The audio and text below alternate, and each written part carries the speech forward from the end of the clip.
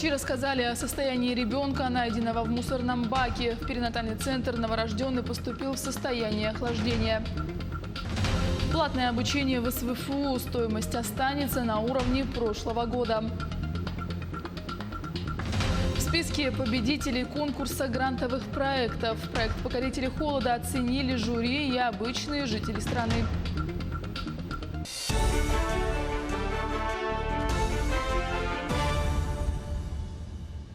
Здравствуйте! В эфире новости, в студии Юлия Великодная. Врачи оценивают состояние ребенка, найденного в мусорном баке, как стабильное. При поступлении новорожденный был в состоянии охлаждения, его вес 2 килограмма 360 граммов. Сейчас состояние стабильное, сообщили в Минздраве региона. В данное время ребенок находится в перинатальном центре, ему оказана необходимая специализированная медпомощь. Напомню, что новорожденного ребенка нашли в мусорном баке во дворе жилого дома по улице Дзержинского, 57.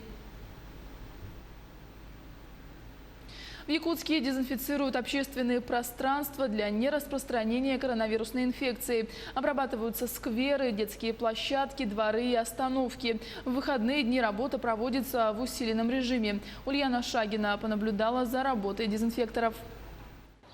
Если вы заметили в своем дворе человека в костюме космонавта, это значит, на вашей территории проходит дезинфекция. Человек в полном обмундировании тщательно опрыскивает углы на детской площадке, проходит по междомовым тротуарам и улицам. Это работники МУП жилкомсервиса. Выходные у дезинфекторов. Усиленный режим работы. Сегодня у нас в городе работает 6 бригад, по 4 человека. Охвачен центр, центральный округ, Губинский округ. Сегодня мы обрабатываем тротуары многоквартирных домов, детские площадки, остановочные комплексы и скверы. Дезинфекторы обрабатывают улицы вот из таких вот специальных ранцев, несмотря на то, что они очень легкие, пластмассовые. Сюда входит 15 литров специального средства. Это гипохлорид натрия 5%. Как говорят сами специалисты, он совершенно безвреден как для людей, животных, так и растений, но при этом очень хорошо убивает вирусы. Каждый из таких рюкзаков рассчитан на 4 часа беспрерывной работы, после чего их приходится заправлять. Большие канистры дезинфекторы возят с собой, чтобы не отвлекаться. Работы много. Все согласно графику, на счету каждая минута. Обычно хватает на одну детскую площадку 2 бака. Все тщательно делаем полностью. Все углы, все вот эти вот кабеля, тросики, мусорные баки, лавочки, скамейки, все полностью. Горожане такой обработки только рады. Стараются дезинфекторам не мешать. Со дворов выбирают машины, уводят детей и животных. По инструкции, после дезинфекции должно пройти 15 минут до полного высыхания дезинфицирующего средства. Я считаю, хорошо. Пускай делают. Раз назначили 2 дня, хотя бы по выходным, пускай делают. Я лично за. Каждая дворовая территория проходит 9 циклов обработки. К примеру, по тротуарам уже отработано 5 из 9 циклов, по детским площадкам 7. Работы продлятся до 15 июня. Далее все будет зависеть от развития эпидобстановки в регионе. Специалисты жилкомсервиса идут навстречу горожанам и по просьбе жильцов могут обработать требуемую территорию. Для горожан она абсолютно бесплатно. Да, действительно, если есть такая необходимость, вы можете обратиться в МУП жилкомсервис, и мы обработаем общественное пространство или иные территории, которые вы сочтете нужными. В выходные приостановится работа и магазинов. Здесь также пройдет дезинфекция. Большие магазины прибегнут к силам дезинфекторов, ну а маленькие своими силами полностью моют свои помещения. В нашем павильоне в постоянном режиме работает рециркулятор, который обеззараживает. Антисептики предоставлены для продавцов, для покупателей. Влажная уборка у нас на самом деле проходит практически каждые полчаса. То есть вы видите состояние нашего павильона, мы предпринимаем все меры. Дезинфекция производится не только в столице. Обработке подвергаются населенные пункты всех муниципальных районов. На эти нужды ГУП ЖКХ совместно с водоканалом выделила более 14 тонн дезинфицирующих средств. Выполнение работ по дезинфекции проводится в соответствии с рекомендациями управления Роспотребнадзора. Данные рекомендации направлены всем муниципальным образованиям. Работа по дезинфекции многоквартирных домов проводится в ежедневном режиме.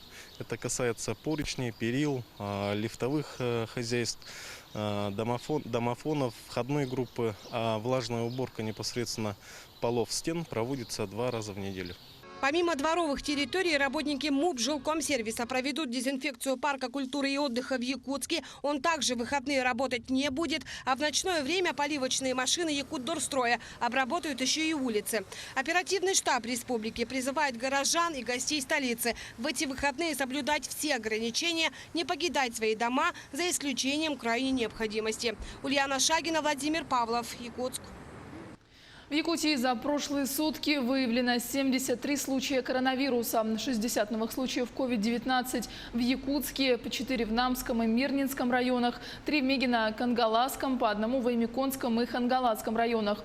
Заболевшие госпитализируются, их контакты выявляются и изолируются. За сутки 68 человек выздоровели от коронавируса, скончались 2 пациентов старше 65 лет с сопутствующими тяжелыми и хроническими заболеваниями.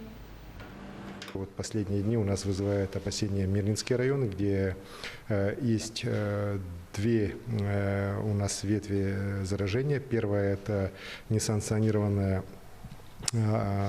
празднование мусульманского праздника Ураза-Байрам, после которого среди представителей выходцев из стран ближнего зарубежья отмечается достаточно большое количество людей заболевших. И буквально сегодня еще 4 человека в Мирнинском районе прибавилось из числа этой диаспоры. И у нас есть, к сожалению, заболевшие в детском саде, который там работает дежурный. И сейчас будут проводиться меры по забору анализов и у детей, и у работников детского сада, и по дальнейшей работе по локализации данного очага. Сказать, что у нас достаточно большое количество людей в тяжелом состоянии, их у нас 19, из них 5 на аппаратах ИВЛ, все они здесь находятся в городе Якутске.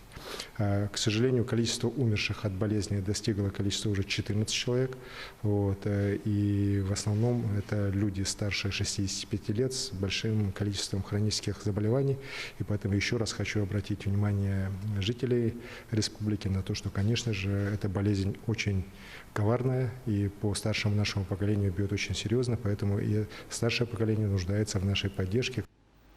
Правительство России поддержало возможность досрочной передачи дальневосточного гектара в собственность, если будет заключен кредитный договор, предполагающий ипотеку указанного участка. Сообщается, что программа льготной ипотеки оказалась недоступной для получателей гектаров из-за необходимости обеспечения залога на сумму кредитования. Глава Минвостокразвития Александр Козлов подчеркнул, что предлагается передавать земельный участок в собственность раньше, при условии того, что он будет указываться в кредитном договоре как залог. В Якутии будет внедрен стандарт по развитию индивидуального жилищного строительства. Наша республика была определена одним из 6 пилотных регионов для апробации комплексного решения по развитию индивидуального жилищного строительства. Комплексное решение – это разработанный на федеральном уровне стандарт деятельности региона в части развития массового индивидуального жилищного строительства.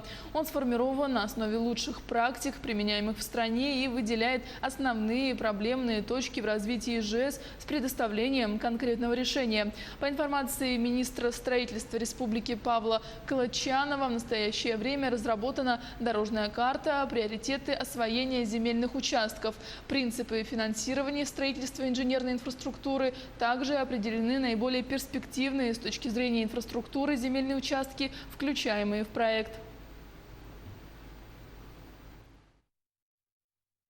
Стоимость платного обучения в СВФУ останется на уровне 2019 года. Учитывая, что некоторые семьи оказались в непростых финансовых условиях из-за распространения COVID-19, университет принял решение снизить стоимость до уровня прошлого года. Приводятся слова проректора по экономике и инфраструктуре СВФУ Герасима Павлова. Он отметил, что в ВУЗе утверждаются две стоимости – полная и сниженная для очной формы обучения, на которую могут претендовать абитуриенты за достижение определенных критериев.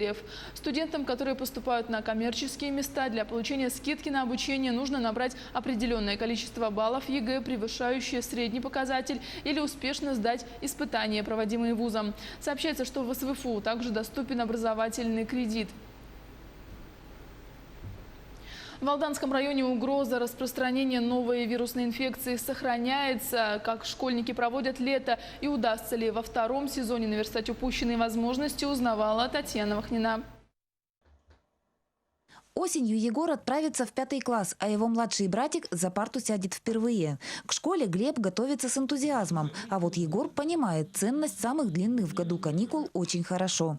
Творчество, развивающие игры, физкультура и спорт, прогулки на свежем воздухе. Обычно летом придумывать забавы мальчишкам не нужно. Я играю с братом, рисую, смотрю фильмы, играю в компьютерные игры с друзьями по сети. Наступление самых длинных каникул Егор, как и его сверстники, ждал с нетерпением. Как будет проводить лето, мальчик придумал давно, и планов было громадье. Однако пока круг развлечений существенно сузился.